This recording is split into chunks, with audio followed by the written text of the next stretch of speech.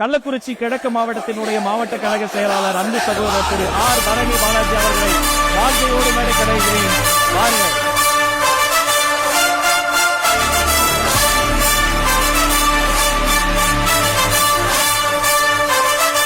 தீர்மானம் 9. சட்டம் ஒழுங்கு சீர்கேட்டுக்கு காரணமான கையாலாகாத திமுக அரசுக்கு கண்டனம். கள்ளம் கபடமற்ற பச்சிளம் சிறுமிகள் முதல் பெண்கள் வரை யாருக்கும் பாதுகாப்பான சூழல் இல்லை. பள்ளி சிறுவர்கள் முதல் இளைஞர்கள் வரை கொடூர வன்முறை செயல்களில் ஈடுபடும் கட்டுப்பாடற்ற சூழல் ஏற்பட்டுள்ளது. போதைப் பொருள் புழக்கம் மாணவர்கள் மற்றும் இளைஞர்களிடையே தாராளமாகிவிட்டது.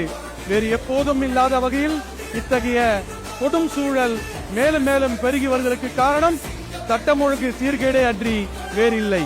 இந்த சீர்கேட்டிற்கு ஒரே காரணம் கையாலாகாத தற்போதைய ஆளும் திமுக அரசு மட்டுமே.